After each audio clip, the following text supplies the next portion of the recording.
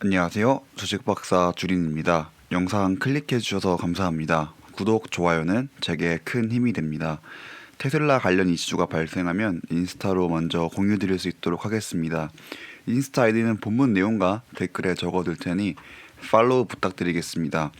최근에 골드만삭스가 테슬라의 목표 주가를 상향하고 레이팅을 바이로 업그레이드하였습니다.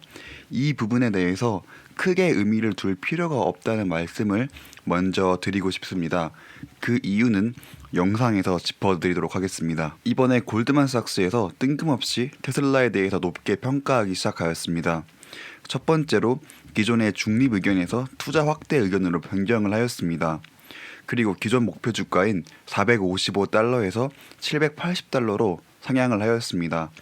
약 70% 정도가 오른 것을 알 수 있습니다. 그러면 주가를 갑자기 이유 없이 상승시킬 리가 없는데 골드만삭스가 주가를 상승시킨 논리에 대해서 한번 보도록 하겠습니다. 그중 첫 번째로 눈에 띄었던 이유는 12월 2일 보고서에 따르면 전기 자동차의 채택이 점점 가속화되고 있으며 자신들의 예상보다 더 빨라지고 있다는 것입니다. 그래서 결국 2030년에는 전기차 판매량이 18%가 될 것으로 보고 있고 2035년까지는 29%까지 올라갈 것으로 보고 있다고 합니다. 미국과 서유럽에서는 2035년까지 50%까지 채택될 것으로 보고 있다고 합니다.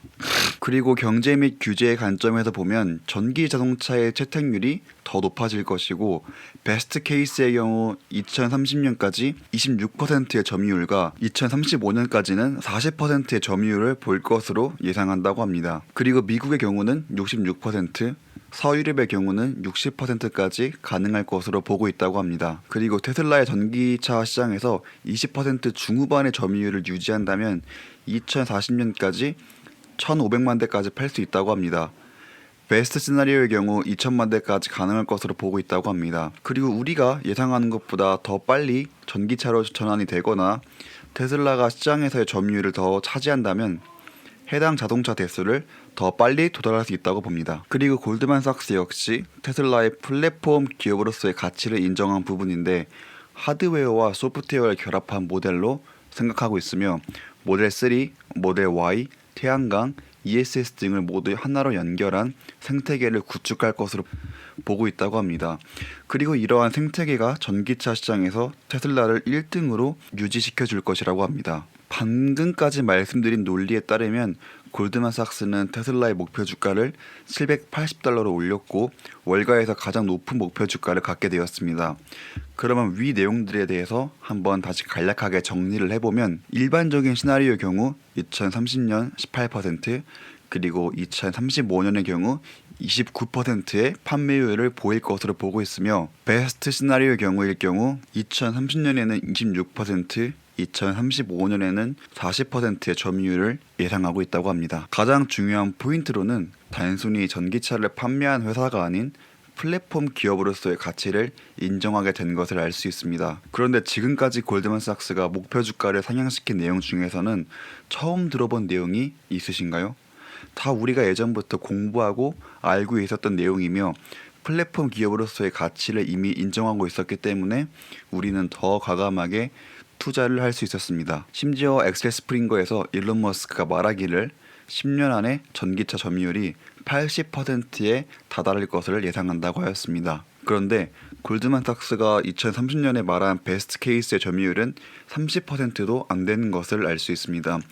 물론 일론이 너무 확대해서 잡은 거일 수도 있겠지만 반대로 골드만삭스가 굉장히 보수적으로 잡은 것도 있어 보입니다. 월가에서 똑똑하다고 소문난 사람들이 모여있는 골드만삭스일 텐데 일개 유튜버인 제가 하고 있는 분석에 대해서 정말 몰랐을까요? 제가 이전 영상에서 아크인베스트의 포트폴리오 공개에 대해서 말씀을 드린 적이 있습니다. 저런 식으로 자신들의 포트폴리오를 공개하는 것은 사람들에게 아크인베스트가 주식을 매수했는데 혹은 매도했는데 너네 안 사? 너네 안 팔아와 같은 뉘앙스로 비춰질 수 있으며 이게 나비 효과를 퍼져 그들이 원하는 방향으로 시장을 어느 정도 조정할 수 있습니다. 그래서 그들이 주식을 매수하거나 매도하면 그들을 추종하는 사람들 덕분에 의도했던 이익보다 더 큰 이익을 얻을 수 있게 됩니다. 실제로 나스닥 리포트에 공개된 테슬라 오너십을 보면 해당 기간 동안에는 골드만삭스는 테슬라를 가장 많이 매수한 기업으로 나타나고 있습니다. 자신들이 기존에 들고 있던 테슬라 주식의 20% 가까운 주식수를 다시 매수한 것을 알 수 있습니다. 그리고 나서 갑자기 12월 달에 테슬라의 목표 주가를 상향시킨다? 참 아이러니합니다. 목표 주가를 한 번에 70%나 올린 것을 알 수 있는데 몇 차례에 걸쳐서 조금씩 오르는 것도 아니고 한 번에 엄청나게 상승을 시켰습니다. 그리고 정작 그들은 한참 전에 굉장히 많은 주식수를 매수하였습니다. 결국 아크인베스트와 동일한 효과를 얻어가려는 것 같습니다. 그리고 또 조만간에 원하는 가격대에서 테슬라를 매집하고 목표 주가 상향이라는 기사를 낼 수도 있습니다. 780달러에서 1000달러로 상향이라는 기사 한 줄이면 일반 개미들의 마음을 요동치기가 굉장히 쉽기 때문입니다. 실제로 최근에 테슬라 주가가 조금 떨어진 날 이 기사가 발표되고 난 뒤에 애프터장에서 주가가 다시 올라간 것을 확인할 수 있습니다. 그러다가 반대로 테슬라의 밸류에이션에 문제가 생긴 것을 포착을 한다면 조금씩 매도를 하다가 목표 주가를 다시 떨어뜨릴 수도 있습니다. 그러면 여기서 그들은 원하는 이익은 전부 볼 테고 뒤늦게 발표한 자료에 의해 개미들은 또 당황할 수밖에 없는 상황이 연출되게 됩니다. 결국 단지 유명하다는 이유 하나로 그리고 그 사람들이 쓴 기사 하나에 흔들리게 되면 결국 죽어나가는 것은 우리 개미들인 것을 알 수 있습니다. 그렇기 때문에 우리가 분석했을 때 기업의 밸류에이션에 큰 변화가 없다고 판단되면 아크인베스트나 골드만삭스나 누가 뭐라고 하더라도 흔들릴 필요가 없다는 것입니다. 결국 기업의 주가는 해당 기업의 밸류에이션대로 흘러가게 되어 있습니다. 옛날부터 아무리 테슬라가 거품이다 망한다고 했지만 지금의 테슬라를 보시면 이해하시기 편할 겁니다. 이 형님은 투자회사를 만드신 짐 차노스입니다.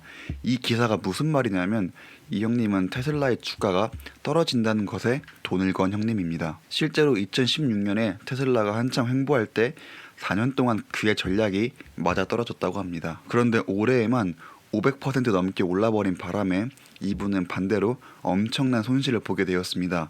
그래서 숏 비중을 조금 줄였다고 하고 굉장히 고통스러운 포지션이었다고 합니다. 그럼에도 불구하고 숏의 비중을 가져가고 있는 이유는 다음과 같습니다. 테슬라의 비즈니스 모델, 밸류, 그리고 회계에 문제가 있는 것으로 보고 있는데 추후에는 수많은 제조업 회사와 경쟁을 해야 될 것으로 본다고 합니다. 저는 여기서 회계적인 부분은 그와 동일한 생각이긴 합니다. 왜냐하면 우리는 테슬라의 미래 가치에 대해서 평가했기 때문에 현재의 매출 부분은 작은 건 사실입니다. 하지만 비즈니스 모델과 밸류에 대해서는 잘못된 판단을 한 것으로 보고 있습니다. 자신이 생각했을 때 종합적으로 주가가 떨어진다고 베팅했다고 하니 추후 결과에 대해서는 한번 지켜보면 좋을 것 같습니다. 그래도 이 형님이 또 멋있는 부분이 있습니다. 그가 말하기를 저는 일론과 만난 적도 없고 대화해본 적도 없다고 합니다. 그러나 혹시 만나게 된다면 지금까지 일을 굉장히 잘해왔다고 말해주고 싶다고 합니다. 자신이 바라본 테슬라의 밸류에이션을 보고 주가가 떨어지는 숏에 베팅을 했고 실제로 돈을 잃었음에도 불구하고 일론을 인정해주는 모습에 굉장히 소신이 있어 보인다고 생각은 하였습니다. 그런데 개인적인 생각으로는 테슬라에 숏을 치는 회사들은 대체 어떤 근거로 하는지 좀 궁금합니다. 마지막으로 조금 안 좋을 수도 있는 이야기에 대해서 말씀드리겠습니다. 과거에 미시간주에서는 테슬라 차량의 서비스와 판매가 금지되어 있었는데 1년 전에서야 해당 법안이 풀렸습니다. 그런데 최근 들어서 해당 법안이 다시 바뀔 수도 있다고 합니다. 아직 법적으로 확실히 정해진 것은 아니고 상원의 승인과 주지사의 승인이 필요하기 때문에 갈 길이 멀어 보입니다. 만약에 해당 법안이 정말로 통과하게 된다면 테슬라 소유주는 서비스를 받기 위해서 주 밖으로 계속 나가야 하는데 굉장히 치명적인 이슈입니다. 그래서 오늘의 결론입니다. 오늘은 큰 주제 한 개와 작은 주제 한 개로 압축될 것 같습니다. 큰 주제인 목표 주가에 속지 말자입니다. 유명한 회사들이 자신들의 원하는 수준의 매집을 끝내고 난 뒤에 목표 주가 상향 기사 쓰는 경향이 있습니다. 목표 주가 상향 기사를 쓰게 되면 아무래도 인지도가 높은 사람들이다 보니 주가에 큰 영향을 주게 됩니다. 개인적인 생각으로는 아크인베스트와 하는 방식이 굉장히 유사하다고 보고 있습니다. 개미인 우리들은 그들이 작성하는 기사 한 줄에 주가가 변하는 것을 보고 마음이 졸일 수밖에 없습니다. 본 영상에서 보여드린 것처럼 이미 예전에 낮은 가격에 매집을 다 하고 난 뒤에 목표 주가 상향 기사를 낸 것을 알 수 있습니다. 합리적인 의심을 해보자면 이미 주식을 다 사고 기사 하나로 주가를 더 올렸다고 저는 이해하고 있습니다. 결국 자신들의 이익만 극대화가 되었습니다. 목표 주가에 흔들리지 말고 밸류에이션만 지속적으로 체크하시면 됩니다. 마지막으로 작은 주제는 미시간주에서 테슬라 서비스 및 판매가 금지될 수 있다고 합니다. 실제로 과거에 금지되었다가 1년 전에서야 서비스가 가능했는데 새로운 법안이 미시간주에서 테슬라가 쫓겨나게 생겼습니다. 물론 아직 법으로 제정된 것은 아니니 조금 지켜봐야 될 것 같습니다. 오늘 준비한 내용은 여기까지입니다. 컴퓨터가 새로 와서 조립하고 세팅하는데 시간이 좀 오래 걸렸는데 이제 새로운 컴퓨터에 잘 적응해서 좋은 영상 만들 수 있도록 하겠습니다. 항상 응원해 주셔서 감사합니다.